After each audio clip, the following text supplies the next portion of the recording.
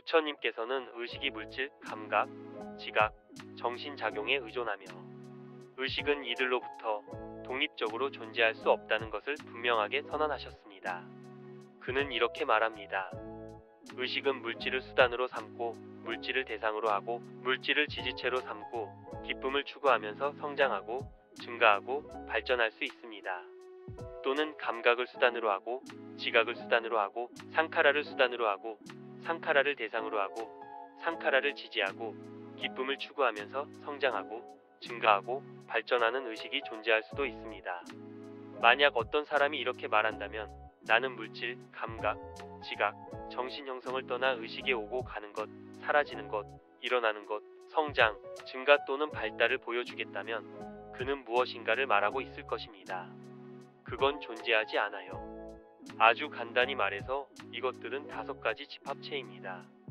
우리가 존재, 개인, 나라고 부르는 것은 이 5집단의 조합에 부여되는 편리한 이름이거나 꼬리표일 뿐이다. 그것들은 모두 무상하며 끊임없이 변화합니다.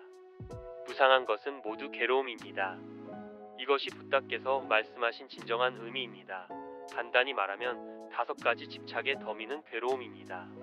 그것들은 연속된 두 순간 동안 동일하지 않습니다. 여기서 어는 어와 동일하지 않습니다.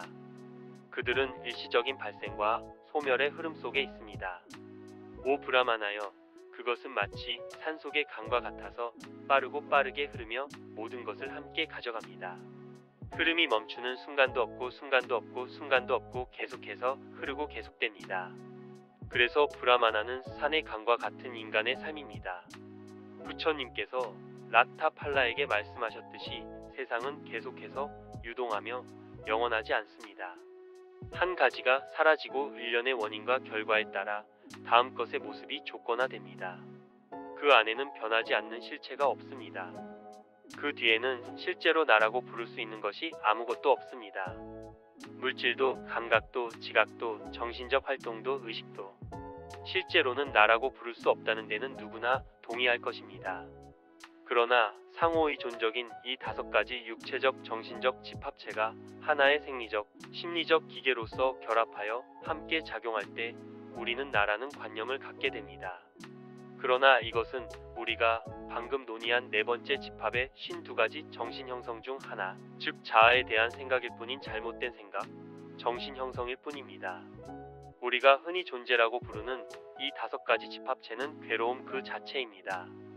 이 5가지 무더기 뒤에 서서 괴로움을 경험하는 다른 존재나 나는 없습니다. 붓다 고사가가 말했듯이 고통만 있을 뿐 고통받는 사람은 발견되지 않습니다. 행위는 있으나 행위자를 찾을 수 없느니라. 움직임 뒤에는 움직이지 않는 움직임이 없습니다. 그것은 단지 움직임일 뿐입니다. 삶이 움직이고 있다고 말하는 것은 옳지 않지만 삶 자체가 움직임이다. 삶과 움직임은 서로 다른 것이 아니다. 즉 생각 뒤에는 사상가가 없습니다. 생각 자체가 생각하는 사람이다. 생각을 없애면 생각하는 사람이 없습니다. 여기서 우리는 이 불교적 견해가 데카르트의 나는 생각한다, 고로 존재한다와 어떻게 정반대되는지 주목하지 않을 수 없습니다. 이제 생명의 시작이 있는지에 대한 질문이 제기될 수 있습니다. 부처님의 가르침에 따르면 생명체의 생명 흐름의 시작은 가늘어질 수 없습니다. 하나님께서 생명을 창조하셨다는 것을 믿는 사람은 이 대답을 듣고 깜짝 놀라게 될 것입니다. 그러나 그에게 하나님의 시작이 무엇입니까? 라고 묻는다면 그는 주저없이 하나님은 시작이 없습니다 라고 대답할 것이고 그는 자신의 대답에도 놀라지 않을 것입니다. 부처님께서 말씀하셨습니다. 오 비구들이여, 이 연속의 순환은 눈에 보이는 끝이 없으며 무지에 휩싸이고 갈증, 욕망의 족쇄에 묶여 방황하고 뛰어다니는 중생의 첫 시작은 감지되지 않습니다. 그리고 더 나아가 삶의 지속의 주요 원인인 무지에 대해 부처님께서는 이렇게 말씀하셨습니다. 무명의 첫 시작은 특정 지점을 넘어서는 무지가 없다고 가정하는 방식으로 인식되는 것이 아닙니다. 그러므로 어떤 특정한 지점을 넘어서는 생명이 없었다고 말하는 것은 불가능합니다. 간단히 말해서 이것이 괴로움의 성스러운 진리의 의미입니다. 부처님께서 말씀하셨듯이 고를 보는 사람은 괴로움의 일어남도 보고 괴로움의 소멸도 보고 괴로움의 소멸로 이어지는 길도 보기 때문입니다. 일부 사람들이 잘못 상상하는 것처럼 이것이 불교도의 우울함을 슬픔에 빠뜨리는 것은 전혀 아닙니다. 반대로 진정한 불교도는 가장 행복한 존재입니다. 그에게는 두려움이나 불안이 없습니다. 그는 항상 침착하고 고요하며 천사나 재난으로 인해 당황하거나 당황하지 않습니다. 왜냐하면 그는 사물을 있는 그대로 보기 때문입니다. 부처님은 결코 우울하거나 우울한 분이 아니셨습니다. 그는 동시대 사람들에 의해 항상 웃는 사람으로 묘사되었습니다. 불화와 조각에서 부처님은 항상 행복하고 고요하며 만족스럽고 자비로운 얼굴로 표현됩니다. 고통이나 고뇌, 고통의 흔적은 결코 보이지 않습니다. 불교 예술과 건축, 불교 사원. 우울함이나 슬픔의 인상을 주지 말고 조용하고 고요한 기쁨의 분위기를 조성하십시오. 비록 삶에 괴로움이 있을지라도 불자들은 그것에 대해 우울해해서는 안 되며 그것에 대해 화를 내거나 조급해해서는 안 됩니다. 불교에 따르면 인생의 주요 악 중 하나는 반감 또는 증오입니다. 혐오감은 중생과 괴로움과 괴로움에 속한 것들에 대한 악의로 설명됩니다. 그것의 기능은 불행한 상태와 나쁜 행위의 기초를 만드는 것입니다. 따라서 고통을 참지 못하는 것은 잘못된 것입니다. 고통에 대해 참을성이 없거나 분노한다고 해서 고통이 사라지지는 않습니다. 오히려 그것은 사람의 고민을 조금 더 가중시키고 이미 불쾌한 상황을 악화시킵니다. 필요한 것은 분노나 조바심이 아니라 고통의 문제, 고통이 어떻게 발생하고 어떻게 제거하는지에 대한 이해와 그에 따라 인내, 지성, 결단력 및 에너지를 가지고 일하는 것입니다. 테라가타와 테리가타라는 두 개의 고대 불교 경전이 있는데 여기에는 부처님의 가르침을 통해 삶의 평화와 행복을 찾은 남성과 여성의 부처님 제자들의 즐거운 말씀이 가득합니다.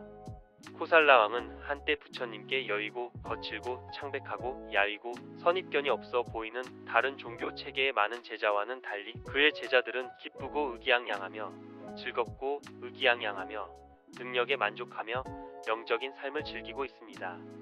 불안이 없고 고요하고 평화롭고 가젤의 마음, 즉 가벼운 마음으로 생활합니다. 왕은 이 건강한 성품이 이 존자들이 확실히 위대하고 온전한 의미를 깨달았기 때문이라고 믿었다고 덧붙였습니다. 세존의 가르침.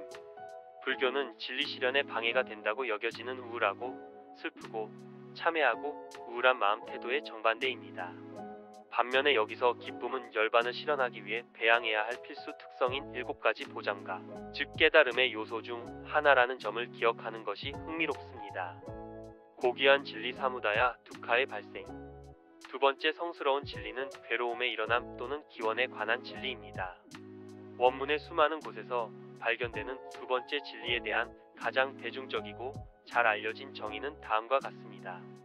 재생과 재생을 낳고 열정적인 탐욕과 결부되어 있고 지금 여기저기에서 새로운 기쁨을 찾는 것이 바로 이 갈증 가래, 즉 감각적 쾌락에 대한 갈증입니다. 존재와 존재에 대한 갈증과 비존재에 대한 갈증 자기 소멸. 모든 형태의 괴로움과 존재의 연속성을 일으키는 것은 바로 이 갈증, 욕망, 탐욕, 가래 등 다양한 방식으로 나타나는 것입니다. 그러나 그것을 제1원인으로 받아들여서는 안 됩니다. 왜냐하면 불교에 따르면 모든 것이 상대적이고 상호 의존적이기 때문에 제1원인이 있을 수 없기 때문입니다. 괴로움의 원인 또는 근원으로 간주되는 이 갈증이 일어나는 것은 다른 것, 즉 감각에 달려있고 감각은 접촉을 조건으로 일어나는 등의 일이 일어납니다. 조건화된 창세기라고 알려진 원에 대해서는 나중에 논의하겠습니다. 그러므로 가래, 즉 목마름은 괴로움이 일어나는 최초의 원인도 아니고 유일한 원인도 아닙니다. 그러나 그것은 가장 명백하고 직접적인 원인이며 주요한 것이자 모든 것에 퍼져 있는 것입니다. 따라서 팔리어 원본의 특정 부분에서는 사무다야의 정의나 고로움의 기원에 항상 첫 번째로 나오는 가래, 갈증 외에 다른 번뇌와 불결함도 포함됩니다. 필연적으로 제한된 논의 공간 내에서 이 갈증의 중심에는 무지에서 발생하는 자아에 대한 잘못된 생각이 있다는 점을 기억하면 충분할 것입니다. 여기서 목마름이라는 용어에는 감각적 쾌락, 부와 권력에 대한 욕망과 집착뿐만 아니라 사상과 이상, 견해, 의견, 이론, 개념 및 신념에 대한 욕망과 집착도 포함됩니다. 붓다의 분석에 따르면 가족 간의 작은 개인적인 싸움부터 국가와 국가 간의 큰 전쟁에 이르기까지 세상의 모든 문제와 분쟁은 이 이기적인 갈증에서 발생합니다. 이러한 관점에서 볼 때 모든 경제적, 정치적, 사회적 문제는 이 이기적인 갈증에 뿌리를 두고 있습니다. 국제 분쟁을 해결하고 오직 경제적이고 정치적인 용어로만 전쟁과 평화에 대해 이야기하려는 위대한 정치가들은 표면주의자들과 접촉할 뿐 문제의 실제 뿌리에는 결코 깊이 들어가지 않습니다. 부처님께서 라타팔라에게 말씀하셨듯이 세상은 부족하고 갈망하며 갈증의 노예가 되어 있습니다. 세상의 모든 악은 이기적인 욕망에 의해 만들어진다는 사실은 누구나 인정할 것입니다. 이것은 이해하기 어렵지 않습니다. 그러나 이 목마름이라는 욕망이 어떻게 제 존재를 낳고 제 생성을 낳을 수 있는지는 이해하기 쉽지 않다. 여기서 우리는 두 번째 성스러운 진리의 더 깊은 철학적 측면을 논의해야 합니다. 여기서 우리는 카르마와 환생의 이론에 대해 어느 정도 알아야 합니다. 존재의 존재와 지속에 필요한 원인 또는 조건이라는 의미에서 네 가지 자양분이 있습니다. 1. 일반적인 물질적 음식, 이 감각, 기관, 마음 포함과 외부 세계의 접촉. 3. 의식적 의지와 정신적 의지. 이 네 가지 중에서 마지막으로 언급된 정신적 의지는 살고자 하는 의지, 존재하려는 의지, 재존재하려는 의지, 지속하려는 의지, 점점 더 많아지려는 의지입니다. 그것은 존재와 지속의 뿌리를 만들고 선과 악을 통해 앞으로 나아가려고 노력합니다. 의지도 마찬가지다. 우리는 앞서 부처님께서 정의하신 대로 의지가 카르마임을 보았습니다. 위에서 언급한 정신적 의지에 대해 부처님께서는 이렇게 말씀하셨습니다. 정신적 의지의 자양분을 이해할 때 갈증의 세 가지 형태를 이해하게 됩니다. 따라서 갈증, 의지, 정신적 의지, 카르마라는 용어는 모두 같은 것을 의미합니다. 즉, 존재하려는 욕구, 존재하려는 의지, 다시 존재하려는 의지, 점점 더 많아지고자 하는 의지를 나타냅니다. 점점 더 자라서 점점 더 많이 축적해 보세요. 이것이 괴로움이 일어나는 원인이며 존재를 구성하는 5가지 집합체 중 하나인 정신형성체에서 발견됩니다. 여기에는 부처님의 가르침에서 가장 중요하고 필수적인 요점 중 하나가 있습니다. 그러므로 우리는 괴로움이 일어나는 원인, 즉 싹은 괴로움 자체 안에 있는 것이지 외부에 있는 것이 아니라는 점을 명확하고 주의 깊게 주목하고 기억해야 합니다. 그리고 우리는 괴로움의 소멸과 괴로움의 소멸의 원인, 즉 싹이 괴로움 외부에 있는 것이 아니라 괴로움 자체 안에 있다는 것을 똑같이 잘 기억해야 합니다. 이것이 바로 팔리어 원본에서 자주 발견되는 잘 알려진 공식이 의미하는 바입니다. 무엇이든지 일어남의 성질이 있는 것은 무엇이든 소멸의 성질을 지닌 것입니다. 존재, 사물, 체계가 그 자체 안에 생성의 본성과 재생의 본성을 갖고 있다면 또한 그 자체의 소멸과 파괴의 본성, 즉 씨앗도 그 안에 갖고 있습니다. 그러므로 두카는 그 자체 안에 스스로 일어나는 성품을 갖고 있으며 또한 그 자체로 소멸하는 성품을 가지고 있습니다. 이 점은 세 번째 성스러운 진리인 니로다에 대한 논의에서 다시 다루어질 것입니다. 이제 팔리어 단어 카마 또는 산스크리트어 단어 카마는 문자 그대로 행동, 행함을 의미합니다. 그러나 불교의 카르마 이론에서 카르마는 특별한 의미를 갖습니다. 그것은 모든 행위가 아닌 의지적 행위만을 의미합니다. 많은 사람들이 카르마를 잘못 사용하고 느슨하게 사용하기 때문에 카르마의 결과를 의미하는 것도 아닙니다. 불교 용어에서 카르마는 결코 그 결과를 의미하지 않습니다. 그 효과는 카르마의 과일 또는 결과로 알려져 있습니다. 의지는 상대적으로 좋을 수도 있고 나쁠 수도 있고 욕망이 상대적으로 좋을 수도 나쁠 수도 있습니다. 따라서 카르마는 현실적으로 좋을 수도 있고 나쁠 수도 있습니다. 좋은 업은 좋은 결과를 낳고 나쁜 업은 나쁜 결과를 낳습니다. 좋든 나쁘든 갈증, 의지, 카르마는 그 효과로 하나의 힘, 즉 계속하는 힘, 즉 좋은 방향이나 나쁜 방향으로 계속하는 힘을 가지고 있습니다. 좋든 나쁘든 상대적이고 연속성의 순환 속에 있습니다. 알아하는 행동하더라도 카르마를 쌓지 않습니다. 왜냐하면 그는 자아에 대한 잘못된 생각에서 자유롭고 연속성과 존재에 대한 갈증에서 자유롭고 모든 번뇌와 더러움에서 벗어나기 때문입니다. 그에게는 환생이 없습니다. 카르마 이론을 소위 도덕적 정의나 상벌과 혼동해서는 안 됩니다. 도덕적 정의, 즉 보상과 처벌이라는 개념은 최고 존재, 즉 재판을 주관하고 입법자이며 무엇이 옳고 그른지를 결정하는 신에 대한 개념에서 비롯됩니다. 정의라는 말은 모호한 인간성이다. 카르마 이론은 원인과 결과, 작용과 반작용의 이론입니다. 그것은 정의나 상벌의 죽음과는 아무런 관련이 없는 자연법입니다. 모든 의지적 행동은 그 효과나 결과를 낳습니다. 좋은 행동이 좋은 결과를 낳고 나쁜 행동이 나쁜 결과를 낳는다면 그것은 당신의 행동을 판단하는 누군가나 권력에 의해 주어지는 정의나 보상, 처벌이 아닙니다. 법. 이것은 이해하기 어렵지 않습니다. 그러나 어려운 점은 카르마 이론에 따르면 의지적 행동의 결과가 죽은 후에도 계속해서 나타난다는 것입니다. 여기서 우리는 불교에 따른 죽음이 무엇인지 설명해야 합니다. 우리는 이전의 존재가 육체적, 정신적 힘이나 에너지의 조합일 뿐이라는 것을 보았습니다. 우리가 죽음이라고 부르는 것은 육체가 완전히 기능하지 않는 것입니다. 신체가 기능하지 않으면 이러한 모든 힘과 에너지가 완전히 멈추나요? 불교에서는 아니오라고 말합니다. 존재하고 계속하고 점점 더 많아지려는 의지, 결속, 욕망, 갈증은 온 생명, 온 존재를 움직이고 심지어 온 세상을 움직이는 엄청난 힘입니다. 이것은 세상에서 가장 큰 힘, 가장 큰 에너지입니다. 불교에 따르면 이 힘은 신체의 기능 상실, 즉 죽음으로 끝나지 않습니다. 그러나 그것은 계속해서 다른 형태로 나타나며 환생이라는 재존재를 낳습니다. 이제 또 다른 질문이 생깁니다.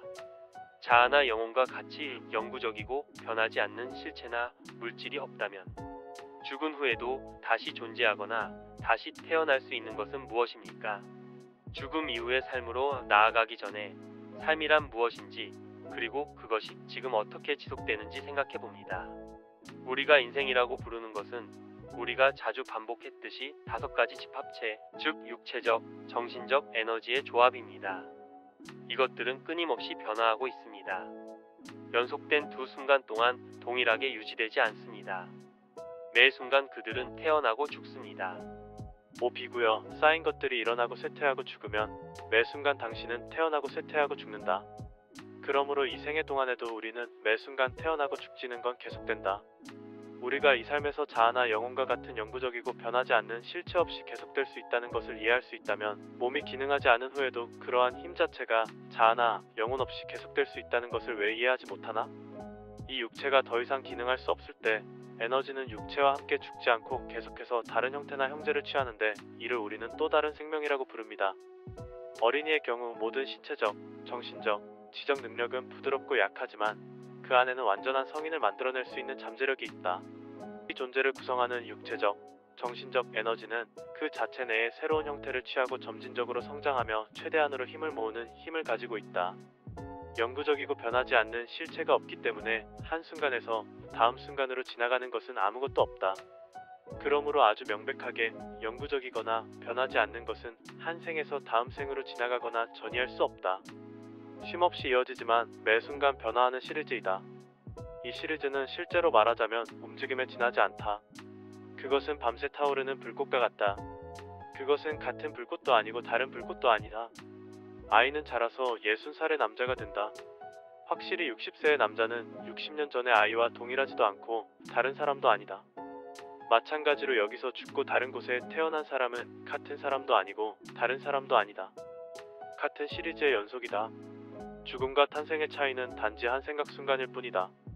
이 삶의 마지막 생각 순간은 소위 다음 생의 첫 번째 생각 순간을 조건으로 하며 사실상 그것은 동일한 계열의 연속입니다. 이 생의 동안에도 한 생각 순간이 다음 생각 순간을 조건 짓습니다. 그러므로 불교의 관점에서 볼 때 죽음 이후의 삶에 대한 문제는 큰 미스터리가 아니며 불교도는 이 문제에 대해 결코 걱정하지 않습니다. 존재하고 싶은 갈증이 있는 한 연속성의 순환은 계속됩니다. 실제, 진리, 죽음을 보는 지혜를 통해 그 원동력인 이 생각이 끊어져야만 멈출 수 있습니다. 세 번째 고귀한 진리 니로라 고 두카의 소멸. 세 번째 성스러운 진리는 괴로움과 두려움으로부터의 해탈, 해방이 있다는 것입니다. 이것은 괴로움의 소멸의 성스러운 진리라고 불리며 열반은 산스크리트어 형태의 열반으로 더 널리 알려져 있습니다. 괴로움을 완전히 없애기 위해서는 앞서 살펴본 것처럼 괴로움의 주된 뿌리인 목마름을 제거해야 합니다. 그러므로 열반은 갈증의 소멸이라는 용어로도 알려져 있습니다. 이제 당신은 질문할 것입니다. 그러면 열반이란 무엇입니까? 아주 자연스럽고 간단한 이 질문에 대한 답으로 여러 권의 책이 저술되었습니다. 그들은 점점 더 문제를 명확히 하기는커녕 혼란만 가중시켰습니다. 이 질문에 대한 유일한 합리적인 대답은 그것이 말로 완전하고 만족스럽게 대답될 수 있다는 것입니다. 왜냐하면 인간의 언어는 열반인 절대 진리 또는 궁극적 현실의 실제 본질을 표현하기에는 너무 부족하기 때문입니다. 언어는 감각기관과 마음이 경험하는 사물과 생각을 표현하기 위해 수많은 인간이 만들어지고 사용합니다. 절대 진리와 같은 초세속적인 경험은 그러한 범주에 속하지 않습니다. 그러므로 물고기의 어휘에 단단한 땅의 본질을 표현할 말이 없는 것처럼 그 경험을 표현할 말이 있을 수 없습니다. 거북이는 친구에게 자신이 육지를 산책한 후 방금 호수로 돌아왔다고 말했습니다. 아니면 물고기가 말했습니다. 헤엄친다는 뜻이군요. 거북이는 그 위를 걸었다고 설명하려고 했습니다. 그러나 물고기는 그런 것은 있을 수 없으며 호수처럼 액체가 있고 파도가 있어야 하며 그곳에서 다이빙하고 헤엄칠 수 있어야 한다고 주장했습니다. 단어는 우리에게 알려진 사물과 아이디어를 나타내는 상징입니다. 그리고 이 상징들은 심지어 평범한 것의 본질을 전달할 수도 없습니다. 진리를 이해하는 문제에 있어서 언어는 기만적이며 오해를 불러일으키는 것으로 간주됩니다. 그래서 능란경에서는 무지한 사람들이 진흙탕에 빠진 코끼리처럼 말에 갇히게 된다고 말합니다. 그럼에도 불구하고 우리는 언어 없이는 살 수 없습니다. 그러나 열반이 긍정적인 용어로 표현되고 설명된다면 우리는 그 용어와 관련된 아이디어를 즉시 파악할 가능성이 높지만 이는 정반대일 수도 있습니다. 따라서 일반적으로 덜 위험한 모드를 부정적인 용어로 표현합니다. 그래서 그것은 종종 갈증의 소멸, 무조건, 부재, 상상, 불어넣는 또는 소멸과 같은 부정적인 용어로 언급됩니다. 팔리어 원본에 나오는 열반에 대한 몇 가지 정의와 설명을 고려해 보겠습니다. 그것은 바로 그 갈증의 완전한 소멸, 포기한다는 것으로부터의 해방, 그것으로부터의 벗어남입니다. 모든 조건을 진정시키고 모든 번뇌를 버리고 갈증의 소멸, 집착의 소멸이 열반입니다. 오비구들이여 절대자는 무엇인가? 비구들이여 이것이 바로 욕망의 소멸, 증오의 소멸, 미망의 소멸이다. 오비구들이여 이것을 절대자라 부른다. 오라다여 갈증의 소멸은 열반입니다. 오비구들이여 조건지어진 것이든 조건지어지지 않은 것이든 그 중에서 집착이 가장 으뜸입니다. 즉 자만심으로부터의 해탈 갈증의 소멸, 집착의 뿌리 뽑기, 연속성의 끊어짐, 갈증의 소멸, 집착 소멸 열반을 의미합니다. 파리브라 작가가 제기한 열반이란 무엇입니까? 라는 직접적인 질문에 부처님의 수석 제자인 사리푸타가 한 대답은 부처님께서 아삼카타에 대해 다음과 같이 정의하신 것과 동일합니다. 증오 환상의 소멸. 이 5가지 집착의 집합체에 대한 욕망과 가래를 버리고 소멸하는 것. 이것이 괴로움의 소멸입니다. 연속과 생성의 소멸이 열반입니다. 그리고 부처님께서는 열반에 관해 다음과 같이 말씀하셨습니다. 오비구들이여 태어나지 않은 것, 성장하지 않은 것, 조건지어진 것이 없습니다. 태어나지 않고 자라지 않고 속박되지 않은 자가 없다면 태어나고 성장하고 속박된 자들에게는 탈출구가 없을 것입니다. 마찬가지로 태어나고 성장하고 속박된 자들에게는 탈출구가 있습니다. 여기에는 견고함, 유동성, 열, 운동이라는 4가지 요소가 있을 자리가 없습니다. 길이와 넓이, 미묘한 것과 거친 것, 끈적한 것과 미끈한 것, 이름과 세계, 개념이 모두 소멸되어 이 세상도 저 세상도 없고 오고 가고 서는 것도 없고 죽음도 태어남도 없고 감각 대상도 없음을 설립하다. 이처럼 열반은 부정적으로 표현되기 때문에 부정적이라는 잘못된 관념을 갖고 자기 멸시를 표현하는 편파적 견해가 있습니다. 열반은 확실히 자아의 소멸이 아닙니다. 왜냐하면 소멸할 자아가 없기 때문입니다. 그것은 환상과 자아에 대한 잘못된 생각을 소멸시키는 것입니다. 열반이 부정적이거나 긍정적이라고 말하는 것은 잘못된 것입니다. 부정적과 긍정적이라는 개념은 상대적이며 이중성의 영역 내에 있습니다. 이 용어는 이원성과 상대성을 초월하는 절대 진리인 열반에는 적용될 수 없습니다. 부정적인 단어가 반드시 부정적인 상태를 나타낼 필요는 없습니다. 건강을 뜻하는 산스크리트어 팔리어 단어인 아로기아는 부정적인 용어로 문자 그대로 부재 또는 질병을 의미합니다. 그러나 아로기아 건강은 부정적인 상태를 의미하지 않습니다. 역시 니르바나의 동의어인 불멸 또는 산스크리트어로 이에 해당하는 암타 또는 팔리암타라는 단어는 부정적이지만 부정적인 상태를 나타내지는 않습니다. 음수 값의 부정은 음수가 아닙니다. 너바나의 잘 알려진 동의어 중 하나는 자유입니다. 누구도 자유가 부정적이라고 말하지 않을 것입니다. 그러나 자유에도 부정적인 측면이 있습니다. 자유는 언제나 방해하는 것, 악한 것, 부정적인 것으로부터의 해방입니다. 그러나 자유는 부정적인 것이 아니다. 따라서 열반, 무티 또는 비무티, 그리고 절대 자유는 모든 악으로부터의 자유, 갈망, 증오, 무지로부터의 자유, 이원성, 상대성, 시간과 공간의 모든 조건으로부터의 자유입니다. 우리는 미즈인마 니카야의 바튜비안과 슈타에서 절대 진리로서의 열반에 대한 아이디어를 얻을 수 있습니다. 이 극도로 중요한 법문은 붓다께서 이미 언급한 푸쿠사티에게 전달하셨는데 스승께서는 그 사람이 총명하고 진지하다고 보았는데 조용한 밤의 도공의 헛간의 그 사람이었습니다. 경에 관련 부분의 본질은 다음과 같습니다. 사람은 견고함, 유동성, 열, 운동, 공간, 의식이라는 6가지 요소로 구성됩니다. 그는 그것들을 분석한 결과 그 어느 것도 내 것도 나도 나 자신도 아니라는 것을 발견합니다. 그는 의식이 어떻게 나타나고 사라지는지, 즐겁고 불쾌하고 중립적인 감각이 어떻게 나타나고 사라지는지 이해합니다. 이 지식을 통해 그의 마음은 초연해졌습니다. 그런 다음 그는 자신 안에서 순수한 평정심을 발견하고 이를 통해 어떤 높은 영적 상태에 도달할 수 있게 되며 따라서 이 순수한 평정심이 오랫동안 지속될 것임을 압니다. 그러나 그는 이렇게 생각합니다. 내가 이 정화된 평정을 무한 공간 영역에 집중하고 그에 맞는 마음을 개발한다면 그것은 정신적 창조입니다. 만약 내가 이 귀중하고 깨끗한 평정을 무한 의식 영역에 집중한다면 무 또는 무상과 무상의 영역에서 그것에 부합하는 마음을 개발하는 것, 그것이 정신적 창조이다. 그런 다음 그는 정신적으로 연속성과 생성 또는 소멸을 창조하지도 의도하지도 않습니다. 그는 연속성, 생성, 소멸을 구성하거나 의지하지 않기 때문에 세상의 어떤 것에도 집착하지 않습니다. 그는 집착하지 않기 때문에 불안하지 않습니다. 그는 불안하지 않기 때문에 내면이 완전히 고요해집니다. 그리고 그는 탄생은 끝났고 사는 것은 순수한 삶이며 해야 할 일은 끝났고 더 이상 해야 할 일이 남아있지 않습니다. 이제 그는 즐겁거나 불쾌하거나 중립적인 감각을 경험할 때 그것이 무상하고 자신을 속박하지 않으며 열정으로 경험하지 않는다는 것을 압니다. 감각이 무엇이든 그는 그것에 얽매이지 않고 그것을 경험합니다. 그는 기름과 심지가 꺼지면 등불의 불꽃이 꺼지듯이 몸이 소멸되면 그 모든 감각이 진정될 것임을 알고 있습니다. 그러므로 비구여, 이렇게 성품을 갖춘 사람은 절대적인 지혜를 갖추었다.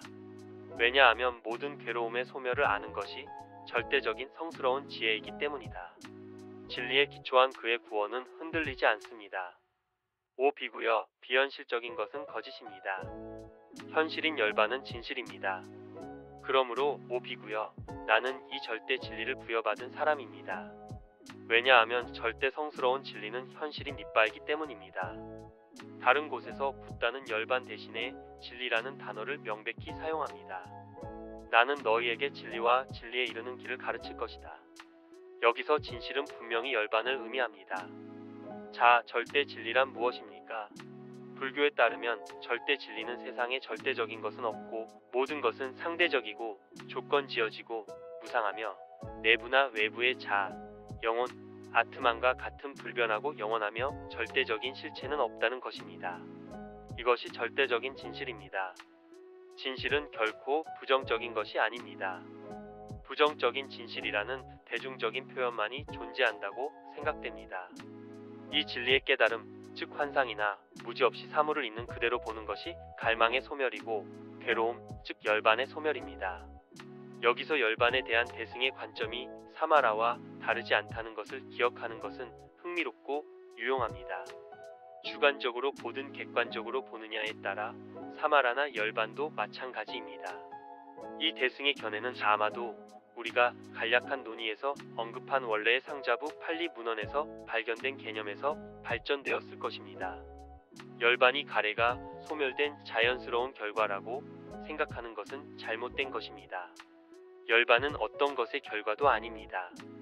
그것이 결과라면 그것은 원인에 의해 생긴 결과일 것이다. 그것은 생성된 그리고 조건화된 삼카타가 될 것입니다. 열반은 원인도 결과도 아닙니다. 그것은 원인과 결과를 초월합니다. 진실은 결과도 효과도 아닙니다.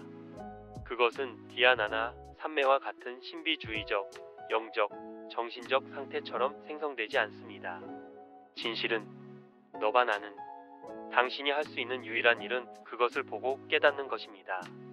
열반의 실현으로 이어지는 길이 있습니다. 그러나 열반은 이 길의 결과가 아닙니다. 당신은 길을 따라 산 정상에 도달할 수 있지만 그 길은 처음부터 있지도 않았습니다. 당신은 빛을 볼 수 있지만 그 빛은 당신의 시력의 결과가 아닙니다. 사람들은 종종 묻습니다. 열반 이후에는 무엇이 있나요? 이 질문은 일어날 수 없습니다. 왜냐하면 열반은 궁극적인 진리이기 때문입니다. 궁극기라면 그 이후에는 아무것도 있을 수 없습니다. 열반 이후에 뭔가가 있다면 그것은 열반이 아니라 궁극적인 진리일 것입니다. 라다라더라는 승려가 부처님께 이 질문을 다른 형식으로 했습니다. 열반은 어떤 목적 또는 목적을 위해 있습니까? 이 질문은 열반 이후에 어떤 목적이나 목적을 가정할 때 이를 전제합니다. 그래서 부처님은 이렇게 대답하셨습니다. 오 라다여, 이 질문은 한계를 잡을 수 없습니다. 즉, 요점을 벗어났습니다.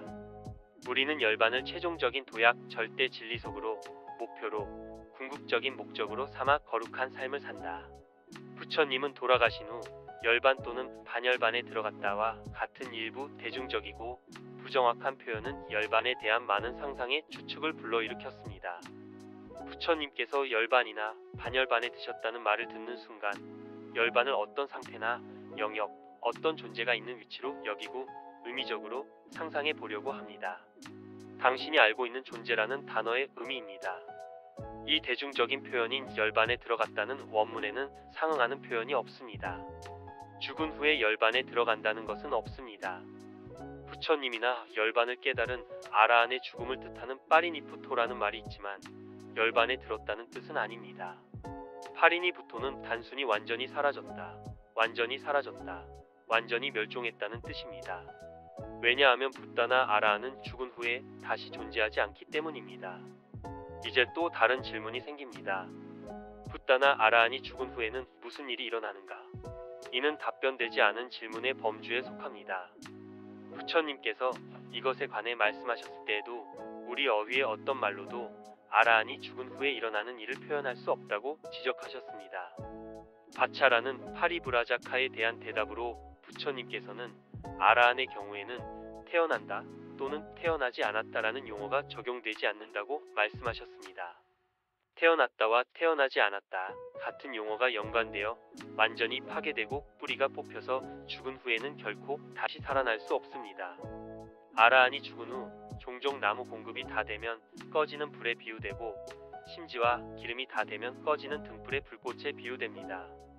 여기서 불꽃이나 꺼져가는 불에 비유되는 것은 열반이 아니라 열반을 실현한 오온으로 이루어진 존재임을 혼란 없이 분명하게 이해해야 합니다.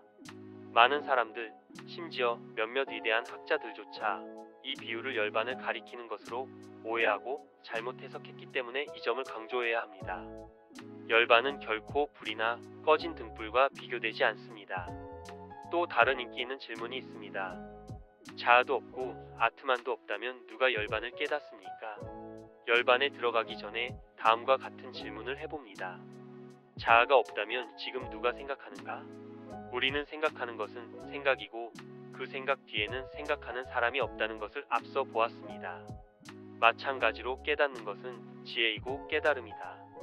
깨달음 뒤에는 다른 자아가 없습니다.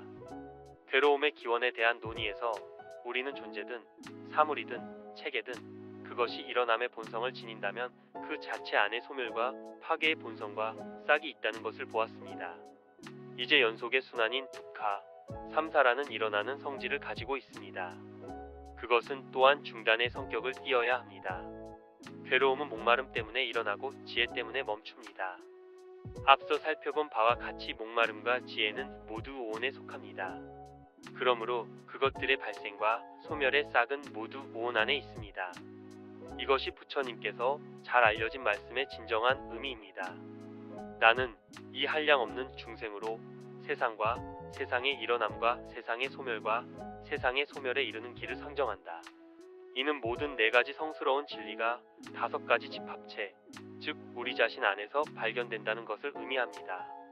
여기서는 괴로움 대신에 세계라는 단어가 사용되었습니다. 이는 또한 괴로움의 일어남과 소멸을 일으키는 외부 힘이 없다는 것을 의미합니다. 네 번째 성스러운 진리 다음 진리에 따라 지혜를 개발하고 닦을 때 지혜는 삶의 비밀, 사물의 실체를 있는 그대로 보게 됩니다. 비밀이 발견되고 진리가 보일 때 환상 속에서 윤의 연속성을 열렬히 생성하는 모든 힘들은 고요해지고 더 이상 끄르마 형성을 생성할 수 없게 됩니다. 왜냐하면 더 이상 환상도 없고 연속성에 대한 목마름도 더 이상 없기 때문입니다. 그것은 병의 원인이나 비밀을 환자가 발견하고 볼 때 치료되는 정신병과 같습니다. 거의 모든 종교에서 서문보호는 죽은 후에만 얻을 수 있습니다. 그러나 열반은 바로 이 생에서도 실현될 수 있습니다. 그것을 얻기 위해 죽을 때까지 기다릴 필요는 없습니다. 진리, 열반을 깨달은 사람은 세상에서 가장 행복한 존재입니다. 그는 모든 콤플렉스와 집착, 다른 사람을 괴롭히는 걱정과 고민에서 자유롭습니다. 그의 정신 건강은 완벽합니다. 그는 과거를 후회하지도 않고 미래를 걱정하지도 않습니다. 그는 현재에 완전히 살고 있습니다. 그러므로 그는 자기 투사 없이 가장 순수한 의미로 사물을 감상하고 즐깁니다.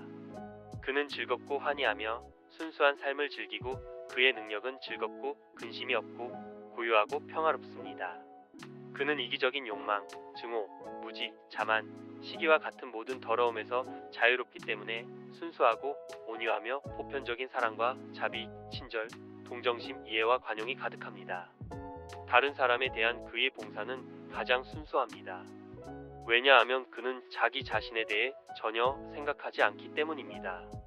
그는 아무것도 얻지 못하고 아무것도 축적하지 않으며 심지어 영적인 어떤 것도 축적하지 않습니다.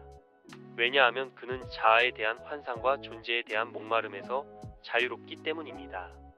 열반은 이원성과 상대성의 모든 조건을 초월합니다. 그러므로 그것은 선과 악, 옳고 그름, 존재와 비존재에 대한 우리의 개념을 넘어서는 것입니다. 여기서는 열반을 묘사하는 데 사용되는 행복이라는 단어도 전혀 다른 의미를 갖습니다. 사리푸타는 한때 이렇게 말했습니다. 오 친구여, 열반은 행복입니다. 열반은 행복입니다. 그러자 우다이가 물었습니다. 하지만 사리푸타 친구여, 감각이 없다면 그것이 무슨 행복이겠습니까? 사리푸타의 대답은 매우 철학적이었고 일반적인 이해를 뛰어넘었습니다. 감각이 없다는 것 자체가 행복입니다. 너바나는 논리와 추론을 초월합니다. 우리가 종종 헛된 지적 오락으로 열반이나 궁극적인 진실이나 현실에 관한 매우 추측적인 토론에 아무리 많이 참여하더라도 우리는 결코 그것을 그런 식으로 이해하지 못할 것입니다. 유치원에 다니는 아이는 상대성 이론을 놓고 다투어서는 안 됩니다. 대신 인내심을 갖고 부지런히 공부를 한다면 언젠가는 이해할 수 있을 것입니다. 열반은 스스로 지혜로운 자들이 깨닫는 것이다. 우리가 인내심을 갖고 부지런히 도를 따르고 진지하게 자신을 훈련하고 정화하며 필요한 영적 발전을 달성한다면 우리는 당혹스럽고 거창한 말로 스스로에게 부담을 주지 않고도 언젠가는 우리 자신 안에서 그것을 깨닫게 될 것입니다.